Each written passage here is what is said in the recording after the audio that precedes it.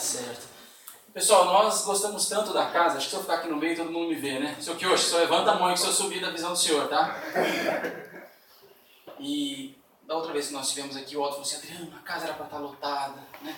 E o Otto, como um verdadeiro japonês, falou assim, eu estou envergonhado. Eu falei, ó, a comida foi tão boa, a casa foi tão boa que eu volto, fica tranquilo. E a casa que eu estou dizendo é essa aqui, pessoal, não é a casa dele não, mas lá também estava melhor que a minha. E aí nós então nos convidamos a voltar aqui no dia 10 para bater um papo com vocês, conversarmos, falar um pouco de um tema muito interessante. Mas antes eu queria agradecer duas pessoas em especial, ao Sr. Kiyoshi, que veio com a família, com a Amélia e com a Sayuri, vieram de longe. Para nós é uma alegria tê-los aqui, obrigado pelo carinho, parabéns pelo caminho da luz do Japão. E ao nosso grande Marcelo Akira, que é um amigo, um ouvinte aqui do Japão, e ele tem muita vergonha, não olhem para eles, pessoal. Tá de jaqueta vermelha com mochila no mas não olhem. Adriana, para de olhar, ele vai ficar sem graça. Mas Marcelo, obrigado por você ter vindo. O Marcelo me levou para passear. Eu falei, vai me levar para comer um verdadeiro sushi, me levou para comer arroz com ovo, pessoal. Esse é meu amigo. Mas são amigos assim, nesse aqui hoje, que a gente percebe que vale a pena. Mas Marcelo, obrigado por você ter vindo. Eu gostei muito, pessoal, de Honjo, por isso que eu votei. Tem uma cidade aqui próxima, em Cesar, que eu não me dei muito bem com o pessoal de lá, mas eles insistem em me acompanhar. Não quero citar quem é, tá com a câmera na mão, mas espírita a gente fala sem citar nomes, né? Adalberto, obrigado por você ter vindo, não é de você que eu tô falando, não. Não. Você também é de Cesar, que digamos que uma parte de Cesar que eu gostei, a outra nem tanto. Pessoal, eu preciso, para começar essa palestra, eu nunca dei uma palestra no meio de um pilar. Eu tô isso aqui, só que não dá para tirar. Quem tem medo de morrer, levanta a mão, por favor. Não, verdade, pessoal, eu vou perguntar de novo. Essa turminha aqui, ninguém tem medo de morrer? Jura que vocês não têm medo? Quem tem medo da morte, levanta a mão aí. Vamos lá, pode levantar a mão, pessoal, não tenha vergonha não. Seu Kiyoshi, o senhor não tem, seu Kiyoshi? Jura? Pois bem, pessoal, por que vocês têm medo? Por que nós temos medo de morrer? Geralmente a resposta é a seguinte, eu não sei para onde eu vou, mas o Espiritismo já não mostrou para nós para onde nós vamos? Os livros das obras básicas já não detalhou? André Luiz detalha para nós, dá até o local, o endereço, né? Só que nós temos medo, e aí isso está relacionado com o quê? Com o estilo de vida que nós temos.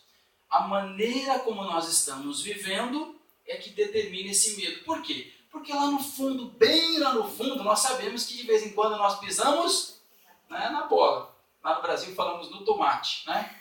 Mas aqui pode ter outro significado, então é melhor ficar na bola, né, seu Kiyoshi? Olha que interessante então. Quando eu for para a vida espiritual, o que pode acontecer? O que vocês acham? Vamos lá. Bia, vou começar com você, Bia. Bia, eu posso contar sobre... Bia, eu posso contar? É você mesmo, Bia, você, nem outra. Eu posso contar, Bia, sobre a história do cabelo? Melhor não, né, Bia? Depois eu conto essa história, senão eu vou entregá-la. Pessoal, olha que interessante. Nós temos uma preocupação para onde nós vamos. De que maneira nós vamos chegar lá? E quem que nós vamos encontrar? E aí então nós vamos começar o bate-papo falando da primeira edição da FEB, em 1944, do livro Nosso Lar. Ele vai contar a história de quem, pessoal? De André Luiz. Deixa eu só fazer uma pergunta aqui para as mães. Adriana, ele não vai entender muito, mas tem algumas pequenas, 2 na verdade. Eu posso mostrar as imagens aqui, não tem perigo? Os pais? Então tá, posso mesmo, né? Maravilha. O que acontece então com o André Luiz quando ele vai para o Nosso Lar? Ele percebe que a vida continua. Mas antes de ele ir para o Nosso Lar, ele passa por uma região chamada umbral, nós vamos explicar daqui a pouco, mas ele fala da questão do quê? Que a matéria acabou. O corpo dele havia morrido, enterrado e acabou. Mas o que é matéria, pessoal? Então nós vamos recorrer à questão 22 do Livro dos Espíritos, que diz o seguinte, vamos ler juntos. A matéria existe em estados desconhecidos. Pode ser, por exemplo, toda etérea e sutil, que nenhuma impressão causa aos sentidos, mas é sempre matéria, embora não sejam para vós. Acho que agora melhorou o áudio, né? Mas eu fico na frente aqui. Mas vamos lá. Então, ou seja, a matéria existe em estados desconhecidos. Desconhecidos para quem? Para nós. Então nós achamos que é somente o corpo, e por isso que muitos sofrem. Nós estávamos conversando em alguns lugares que nós somos aqui, e as pessoas falam que na reunião mediúnica, alguns espíritos já desencarnados há muito tempo não sabem que morreram. O Sr. Kiyoshi mesmo comentou conosco hoje, de que eles continuam onde, pessoal? Às vezes protegendo a casa, protegendo a rua, protegendo a cidade, e nem sabem o que está acontecendo. Vamos mais adiante. Na Gênese, Kardec coloca, até aqui, porém, temos guardado silêncio sobre o mundo espiritual, que também faz parte da criação. Mas por que eles guardaram silêncio, pessoal? Porque não adianta falar muitas coisas. Se nós pegarmos aqui, qual que é o nome desse jovem aqui, esse pequenininho? Qual que é o seu nome? Não fala sobrenome que eu não vou conseguir falar. Só o primeiro nome facilita. Mateus, né? Quantos anos você tem, Mateus? 11 anos. Muito bem. Adianta eu falar para o Mateus de física quântica? Sim ou não? Pode até ser que para ele adiante, né? Japonês tem que tomar cuidado, né, Casão? Vamos dar uma aula, né, Marcelo? Melhor. Mas geralmente não, né? Por quê? Porque não está na época ainda. Não vai adiantar dar informação. Assim são os espíritos conosco. Quantos anos faz que existe o espiritismo? Um pouco mais de 150, não é isso? Antes, o que nós tínhamos? Nós não tínhamos espiritismo, mas os espíritos continuavam nos atendendo. Quando chegávamos do lado de lá, eles atendiam, até mesmo do lado de cá. Então nós vamos percebendo que eles guardaram o segredo, isso está no capítulo 6, Uranografia Geral da Gênese, porque não adiantava nos falar, vir aqui e contar, olha, do lado de lá é assim, assim, assim. O que ia acontecer? Lembra de Galileu Galilei? Vamos dar um exemplo simples. Quando ele falou, olha, a Terra é redonda. A igreja quase matou ele. Ele falou, olha, ou você renega ou você vai para a forca. Então, quer dizer, olha o pensamento. Então, não adiantava nos falar. E os espíritos dizem, então, olha, do lado de lá não está na hora ainda. Em 1857, então, surge o momento de contar para nós. E aí, então, nós vamos ver uma outra pesquisa numa matéria dizendo o seguinte, matéria escura é um dos maiores mistérios da astronomia. Segundo os cientistas, esse agente pouco conhecido compõe a maior parte do universo. Tudo que nós sabemos do universo hoje representa somente 5%. 95% é desconhecido. Só que olha que interessante, a ciência fala hoje, e aí o Mateus pode me falar isso, porque o Mateus já teve essa aula que eu sei, que nós às vezes que agora tem uma discussão de que nem seja mais universo, seja multiverso, ou seja, a ideia de mais de um universo. E nós só conhecemos o que, pessoal? A menor parte. Então, tudo que a ciência já avançou, tudo que os cientistas já fizeram, para nós ainda é a menor parte. 95% ninguém sabe o que é. Olha que interessante. Repito a pergunta, para onde nós vamos quando nós desencarnarmos? Fica complicado dizer, não fica? Olha que interessante. Vamos mais adiante, então. Crosta de estrela de nêutrons é 10 bilhões de vezes mais forte que o aço. Vocês querem saber o que é isso? Uma colher de chá deste troço, e não fui eu que estou falando, isso aqui está na matéria, uma colher de chá desse troço pesaria 100 milhões de toneladas e a única coisa mais densa que isso é um buraco negro. Vocês têm noção do que é uma crosta de estrela de nêutrons? Eu nunca tinha ouvido falar. Olha que interessante. Uma colher de chá, que vocês conhecem bem de chá aqui no Japão, né, Sokyuji? Então aquela colherzinha pequenininha, não a de açúcar grandona que a gente coloca, né? A pequenininha de chá, uma colher pesa 100 milhões de toneladas. Olha que interessante. Isso está onde, pessoal? Fique à vontade, não precisa ter vergonha, você chegou atrasado, eu estou falando de você, todo mundo vai rir, é terrível, mas eu faço isso porque fizeram isso comigo já também. Então a gente tem que descontar em alguém, o espiritismo fala isso. Brincadeira, não fala não. Olha que interessante então, e aí ele coloca o seguinte, o espaço definitivamente é estranho. Cientistas da Universidade de Indiana, nos Estados Unidos, demonstraram a incrível densidade e a força molecular de uma estrela de nêutrons. Algo que, como todos vocês astrônomos amadores sabem, é o resto de um colapso gravitacional de uma estrela durante uma supernova. A pesquisa teve início por causa da preocupação de que a atração gravitacional intensa desses corpos poderia provocar ondulações no espaço-tempo, mas ela poderia levar a uma nova compreensão sobre tremores estelares ou gigantes erupções de uma magneta. Temos noção do que é isso? Se vocês perguntarem o que é para eu aprofundar, eu também não sei. Eu peguei só um trechinho que é para eu não me complicar na palestra. Olha a complicação disso. Para onde nós vamos? Vamos mais adiante, então. Passa pelo umbral, pessoal. O que é umbral? Vocês sabem? Vocês lembram? O que é umbral? Umbral é uma região onde espíritos se encontram lá para eliminar ainda aquilo, né? Forma os pensamentos, a sua energia, para que depois ele possa ir para algum local. Todo mundo concorda com isso ou não? Maravilha. Quem é que passa por lá? No livro Cidade no Além, da Igorina Cunha com o Chico, pelo André Luiz e pelo Lúcio, os espíritos, eles falam de algumas esferas. Além desse livro que tem desenho, que tem imagens, nós vamos recorrer ao livro As 7 Esferas da Terra. Mas vamos pegar aqui nesse livro e vamos lembrar o seguinte. Trevas, abismo, crosta terrestre. Chegamos onde nós estamos. A quarta região, qual é? A região umbralina. Então vamos contar aqui. Além, nós estamos aqui, crosta.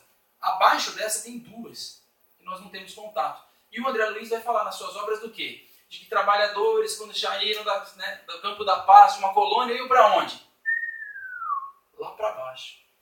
Em regiões umbralinas, onde eles recolhiam espíritos que lá se encontravam. Então, às vezes, nós achamos que está só para cima, né? É só para cima ou só para baixo. Olha o tanto de coisa que nós temos em nossa volta. Então, de novo, abismo, trevas, crosta terrestre e o umbral. A colônia nosso lar está na região umbralina. E todos nós queremos ir para onde, pessoal? Quem quer ir para o nosso lar, levanta a mão. Eu tinha que ter feito essa pergunta antes, né? Pois é, muitos, eu adoro o nosso lar, que bonito, cheio de flores, né? Sim, realmente, tem flores dentro da colônia. Fora o negócio é diferente. Vamos mais adiante. E quem é que passa pelo umbral, pessoal? Agora essa pergunta eu quero a resposta. Quem que vai para o umbral? Só o tio Adalberto? Não vai não, né? Que maldade, hein, tio? Você veio de rumo para ouvir essas coisas. Quem é que vai para o umbral, pessoal?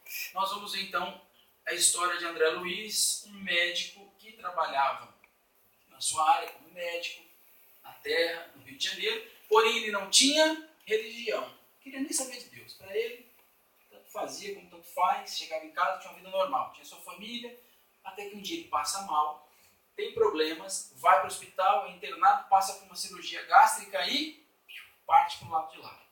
Só que ele percebe que o corpo morreu, ele está morto, mas ele continua vivo, porque o coração bate, o pulmão funciona, ele caminha, ele ouve. E o que ele ouve? Espíritos dizendo o que para ele? Saia daqui! Saia daqui, suicida! Nós não queremos você aqui! Ele falou, não, mas eu não sou suicida, eu era médico. E quanto mais ele tenta correr, o que acontece? As vozes o acompanham. Olha a roupa dele. A roupa dele parece que já não está mais da Diogo, né? De quando ele estava vivo. E olha que interessante. E o cabelo? O Cazu cortou, mas estava quase igual, né, Cazu? A barba, então, grande. E ele percebe que a vida continuou do lado de lá. Ele está vivo. E aí, então, essas vozes o acompanham. Ele relata que o chão, o piso, é como se fosse uma gosma fétida. E a única coisa que ele tem para comer do lado de lá são umas folhas verdes e uma água barrenta. Para quem assistiu o filme vai lembrar, quem não assistiu, assista Nosso Lar, o filme. O filme começa quando ele tira o rosto do barro, nós vamos ver a imagem daqui a pouco. E aí então, nós vamos passar para um livro Memórias de um Suicida. Eu não sei quem já leu, mas quem não leu vale a pena. Memórias de um Suicida conta a história do espírito Camilo Castelo Branco, mas no livro ele pede para ser identificado como Camilo Cândido Botelho. Por quê?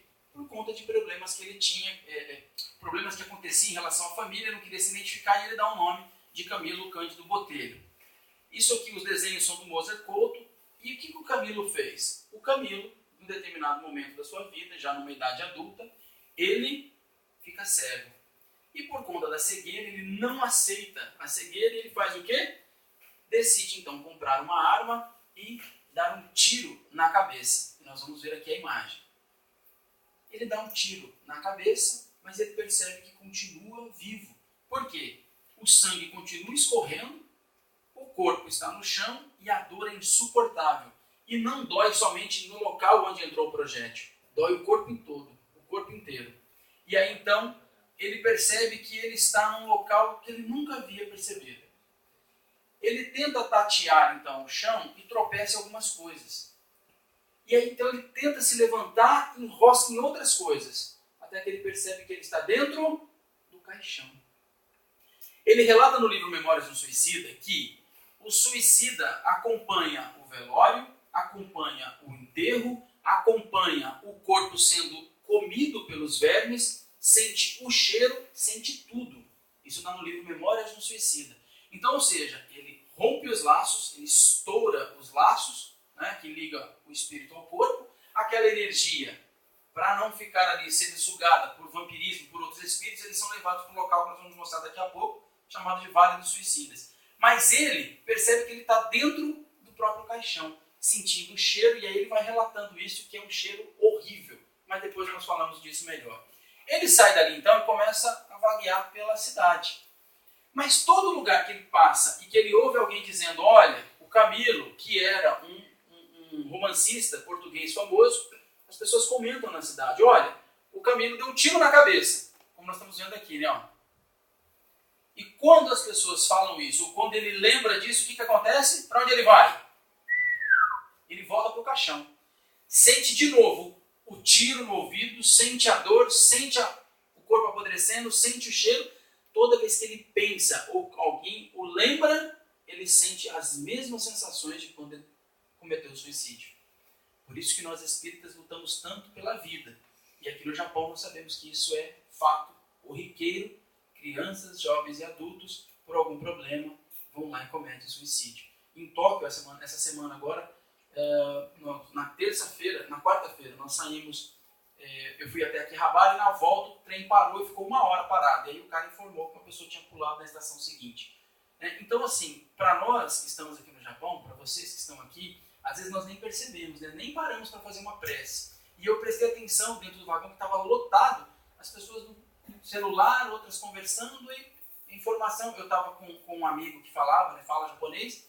Eu falei, o que está acontecendo? Ele falou, você viu uma pessoa pulou. E ninguém não mudou a fisionomia. E eu fiquei ali em silêncio, pensando, lembrei da palestra, né, que nós íamos fazer hoje, imaginei a dificuldade desse espírito, ou seja, se jogou, o trem causou o que vocês já imaginam, porém ele do lado de lá continuava vivo na linha do trem. Imagina a sensação? Vamos voltar para a palestra. Ele então percebe que um dia um grupo de espíritos acompanham, chegam na cidade e levam ele para uma região, para um local chamado de Vale dos Suicidas. Mas nós vamos então vê-lo a imagem. Por quê? Quando ele chega nesse local, ele percebe que ele está com mais 4 pessoas dentro de uma caverna. Quem são? Belarmino, Jerônimo, João de Azevedo e Mário. E ele. Cada um havia sofrido um problema que nós vamos citar daqui a pouco. Todos pelo suicídio. Ele relata que algumas pessoas estavam o tempo inteiro tentando segurar o pulso para parar de sangrar. Então eram pessoas que tinham cortado os pulsos. Outros estavam tentando tirar a corda do pescoço. Então a aflição o tempo inteiro tentando tirar a corda porque estava sufocando. Ou seja, por que essa região? Porque ele ainda sentia o ato que ele havia cometido. Olha que interessante a questão mental. Para vocês que trabalham em reunião mediúnica, eu não sei quem aqui trabalha, mas quem não trabalha pode ler no livro dos médiuns, você vai ver que muitas vezes o espírito se comunica e ele fala assim, não, eu estou morrendo, me ajuda. Mas por que ele está falando isso? Porque na mente dele, ele ainda está no local da morte. Por isso que muitas vezes na casa, né, na reunião mediúnica, o senhor que hoje está aqui, o Adalberto, o Aldo, enfim, as pessoas que trabalham podem falar isso melhor para vocês depois com mais tempo, o espírito se comunica e aí o que algumas pessoas fazem? Ô meu irmão, seja bem-vindo, pense em Jesus, o cara está desesperado. Por isso que nós vamos ver no livro dos médiuns o quê? E um outro livro também que vale a pena, que é Falando com os Espíritos, do Américo Suceno, idealizador do Projeto Imagem. A orientação para que nós vamos direto ao assunto, tentar resolver o problema daquele espírito. Imagina você com dor no hospital e alguém falando para você, pense em Jesus agora. Não está doendo, pensa assim, vocês conseguem? Dá vontade de engolir o médico, né, seu que hoje? Já pensou? Você com dor e o cara mandando você pensar em outra coisa? Assim acontece com os espíritos. Vamos voltar aqui então. Eles então são recolhidos. Mas para onde, pessoal? Tem como sair da região umbralina? Sim ou não? Tem ou não tem, pessoal? Sai como então? Compra o bilhete do Shinkansen e sai de lá? Ou não? Ou vai de trem? Como é que nós saímos do umbral? Nós vamos então lembrar de André Luiz que, fazendo uma prece, essa que é a cena, ele se encontra um pouco mais de 8 anos no umbral. Não consegue comer, não consegue dormir direito, não consegue descansar, não consegue entender nada. Mas ele começa a relembrar então que algumas senhoras que ele atendia no consultório falavam para ele assim, ah, doutor, Deus lhe pague. Outros diziam, ah, que Jesus te abençoe. Mas ele nunca dava bola. E ele então, nesse momento de dificuldade, ele lembra de quem? Ele lembra que, olha, essas senhoras falavam tanto de Deus, que se existe algum Criador, alguém que fez tudo isso aqui, me ajude, porque eu não aguento mais. E quando ele faz essa prece fervorosa, quem aparece? Clarencio, Tobias e Lísias. E ele diz, ah, Senhor, graças a Deus que o Senhor apareceu. E o Clarencio fala, não, eu não sou Deus, eu sou só um amigo seu em Cristo que vim te ajudar. Recolhe ele e leva ele para onde, pessoal? Para a colônia Nosso Lar. Vamos falar do livro Voltei. uma pausa. Vocês estão entendendo? Nós estamos contando a história de André Luiz, do Camilo Cândido Botelho, e agora nós vamos entrar em outra história. Da Diogo até aqui? Sim ou não? Eu tô achando que não tá assim não. Vocês estão querendo ir embora, eu acho, né? Sim ou não tá? Pra galerinha aqui da frente. Da Diogo ou não da Diogo? Muito tímido esse da Diogo aí. Não sei o que está acontecendo, de verdade, isso não. No livro Voltei, nós vamos contar uma história de outra pessoa. O livro Voltei foi editado em 1949, conta a história do irmão Jacó, que enquanto encarnado chamava-se Frederico Figner, um diretor, foi assessor da Federação Espírita Brasileira, um órgão no Brasil que organiza o movimento espírita, vamos colocar dessa maneira, a nossa federação. Ok. Ele então foi um trabalhador a vida toda dentro da doutrina espírita e trabalhou muito pelo espiritismo. Foi um divulgador fantástico. Por quê? Em todos os momentos da sua vida, ele fazia o bem, pregava o bem e praticava o bem. Era uma pessoa exemplar. Desencarna e na cabeça dele o que acontecia? Assim que ele morresse, ele iria na federação psicografar um livro. Ele acreditava nisso, então para ele era fácil. Ele faz o que então? Um dia na sua casa, ele percebe que tem 2 corações no seu peito. Um bate mais acelerado, que é no corpo de carne, aqui embaixo, aqui onde está o azul. E um outro, num corpo mais sutil, bate mais tranquilo, compassado. Alguma coisa está estranha. Alguma coisa vai acontecer de estranho ali. Esse é Andrade, o seu mentor, o seu guia espiritual. Aplicando o passe nele, diz, olha, você está no processo de desencarne. Já pensou vocês acordarem de manhã e ter alguém na cabeceira da sua cama falando isso? Isso aí, Yuri. Dá vontade de sair correndo ou não, pessoal? Dá, né? Pois é, isso pode acontecer um dia. Ele então percebe que está no momento do desenlace. Tenta se acalmar, tenta ficar tranquilo, é bem difícil. Quando ele procura olhar e enxergar com os olhos do corpo, fica tudo embaçado. Quando ele passa a enxergar com os olhos do espírito, melhora. Ele então pergunta a Andrade o que está acontecendo. Andrade fala, calma, você está no processo de desencarne e nós estamos te ajudando a fazer um desenlace. Vocês conseguem ver aqui ó, que tem um desenho, um brilho, um cordão ligando o espírito ao corpo? Conseguem, né? Ele então começa a relembrar, como se fosse um filme, a relembrar toda a sua vida. Adriano, então quando nós morrermos, nós vamos poder assistir e lembrar de tudo que nós fizemos? Sim, isso fica registrado do lado de lá. Adriano, tudo? Tudo. Inclusive aquele dia que vocês aqui da turminha faltaram na escola, ficaram na rua, isso vai estar lá anotado. Olha a cara dela, ela deu uma olhada. Eu descobri, tá vendo? Meu Deus. E aí então ele tem uma visão de tudo que aconteceu na vida dele. Tudo. Ele relembra cada detalhe. As palestras, a evangelização, os estudos. E aí então alguém aparece no quarto. Quem que aparece no quarto? Marta, que era a sua filha mais velha, que já havia morrido e que estava ali no quarto para recebê-lo. Adriano, então quando nós morrermos, alguém da família vai vir nos buscar? Sim e não. Por quê? Lembra do caso do André Luiz? Quem foi buscar ele? Clarencio e Tobias, depois de 8 anos numa região umbralina. Irmão Jacó acabara de morrer e a filha já estava no quarto buscando ele. Qual a diferença, pessoal? O merecimento. O merecimento de um era diferente do merecimento do outro. Então nós merecemos? Eu, Adriano, mereço que a minha família venha me buscar? Não sei. Para quem está com curiosidade, é só passar para o lado de lá que vocês... Mas vocês podem ir na frente, eu não vou agora não. Né, seu Kioshi? Tem gente que está curioso aí, fica à vontade, né? Quer saber como é que é do lado de lá? Quem quer te receber? Vai com Deus. Deixa eu aqui onde mais um pouquinho. E aí então, ele percebe que a filha está ali e ela diz, pai, nós estamos te ajudando, está tudo bem, vai dar tudo certo. Como vocês dizem, né? Está tudo da Joe. E ele então se acalma, lembra de que ela realmente era filha e estava ali para ajudar. Ele tenta se levantar, mas não consegue. Ó, ele já morreu, pessoal, já está morto. Porém, ele continua ligado ao corpo, ainda está ligado. O espírito está ligado ao corpo ainda. Bezerra de Menezes aqui em pé, Andrade e Marta. Ele então começa a chorar, porque ele fala, poxa Bezerra, eu conheço a doutrina, conheço o espiritismo, sei bastante sobre a vida após a morte, e nesse momento do desenlace eu estou te dando trabalho. E o Bezerra diz, não dá não, fica tranquilo, isso é normal. Isso acontece mesmo. E tudo está caminhando para o seu desenlace na mais completa paz. Ele pergunta se todos os espíritos passam por isso. E aí o Bezerra, como o livro dos espíritos dos Espíritos, informa que existe uma perturbação quando nós passamos para o lado de lá. Porém, isso pode depender de para mais ou para menos de acordo com o estilo de vida que nós temos aqui. Ele então, vocês conseguem ver um brilho diferente aqui, ó, na imagem? Em volta da caneta, do livro e do óculos? Todo mundo consegue perceber aqui, ó, no canto? O desenhista coloca isso como um exemplo às questões materiais. Tudo aquilo que nós somos apegados, materialmente falando, vai nos atrapalhar nesse momento aqui no desenlace. Nossa, Adriano, mas a casa que eu comprei com tanto carinho, eu amo tanto, essa casa vai te atrapalhar. Porque você não está usufruindo dela como você deveria. Nós estamos apegados. Os jovens que estão aqui, vocês devem gostar de alguma coisa muito, né? Seja o iPod, o iPad, o iPhone. Ama demais. Isso pode nos atrapalhar. Não é o aparelho, mas é o apego que nós temos. Adriano, mas e o apego, então, da mãe com o filho, do filho com o pai, da mulher com o marido? A mesma coisa.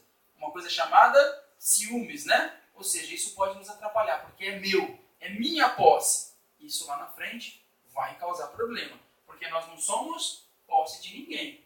Nós estamos aqui num corpo emprestado por Deus para aprendermos. Independente da relação e do grau de parentesco, às vezes nós queremos que a pessoa seja nossa, não é assim? Prendemos o outro. Às vezes não prendemos com as mãos, mas prendemos em pensamento. Você não pode isso, não pode aquilo, não deve aquilo outro, e nós vamos criando situações em que a outra pessoa, às vezes por bondade, por humildade, ou por dó, ou por uma série de coisas que vocês podem dar o nome, acaba se sujeitando, aceitando ficar aquilo ali, numa prisão. Isso vai causar problema. Aqui foi exemplificado no livro para que ele pudesse entender aquele momento que estava atrapalhando ele. Claro que não era a caneta, o livro nem o óculos, mas questões que estavam atrapalhando ele materialmente falando. Vamos adiante então. Ele chega então na praia. Bezerra leva ele para a praia, o Jacó, o Frederico Figueiredo. Quando ele chega na praia, ele percebe que não só ele está morto, outras pessoas também. Outros espíritos ali estão. Mas olha a diferença dos espíritos para ele. Estão bem piores, não estão? Sofrendo, com dor, sem saber o que está acontecendo. E ele pergunta a Bezerra, por que eles estão aqui? E o Bezerra diz, olha, alguns estão aqui porque nem sabem que morreram. Outros já estão aqui, nós estamos esperando algumas pessoas para irmos para uma colônia de atendimento. E aí então nós vamos perguntar, depois que sai, vai para onde, pessoal? Depois que sai da região umbralina, vai para onde? Que colônia que é essa? Que lugar que é esse? Para onde nós somos atendidos? Para onde nós somos levados? Me ajudem agora nesse exemplo que eu vou dar, porque eu não conheço nada do Japão, mas no Brasil é o famoso SUS, né? Quem não tem convênio médico, não tem dinheiro, vai para onde no Brasil? Para o SUS. Aquela fila fica na porta do hospital lá. Quem tem convênio, quem tem dinheiro, vai para onde? Vai para um hospital muito bom. Aqui no Japão deve ser mais ou menos assim, parecido. Sim ou não? Não? Todo mundo é atendido do mesmo jeito? Adriana, você é atendida no mesmo hospital que o imperador? Aqui do Japão?